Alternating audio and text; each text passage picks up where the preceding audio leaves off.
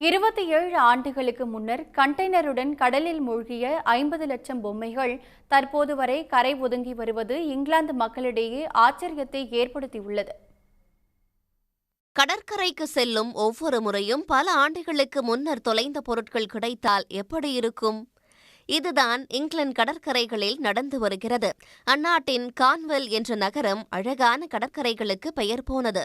இந்த கடற்கரைக்கு வருவோர் இயற்கை அழகை ரசிப்பது, கடலில் குளிப்பது மட்டுமின்றி அங்கு கரை ஒதுங்கி கிடக்கும் லெகோ பொம்மைகளை தேடுவதையும் முக்கியமான பொழுதுபோக்காக வைத்திருக்கின்றனர். 1997ஆம் ஆண்டு நெதர்லாந்திலிருந்து அமெரிக்காவின் நியூயார்க் நகரத்திற்கு டோக்கியோ எக்ஸ்பிரஸ் என்ற சரக்கு கப்பல் சென்றது.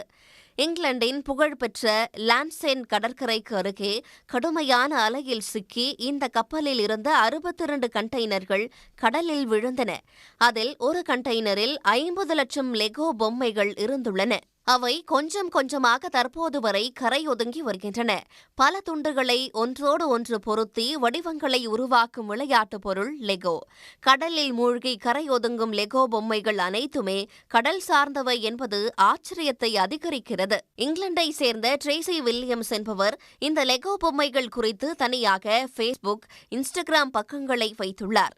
இங்கிலாந்து கடற்கரையில் மட்டுமே கிடைத்து வந்த இந்த பொம்மைகள் தற்போது பிரான்ஸ், பெல்ஜியம், நெதர்லாந்து கடற்கரைகளிலும் கரை ஒதுங்கி வருகின்றன.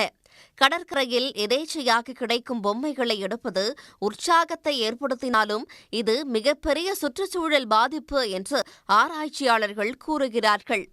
இத்தனை ஆண்டுகளுக்கு பின்பும் பிளாஸ்டிக்கால் செய்யப்பட்ட இந்த லெகோ பொம்மைகள் நிறம் மாறாமல் எந்த சேதமுமின்றி கிடைக்கின்றன.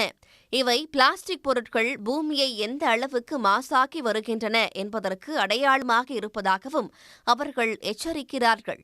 உடனுக்குடன் செய்திகளை தெரிந்து கொள்ள சன் நியூஸ் பெல் ஐகானை கிளிக் பண்ணுங்க.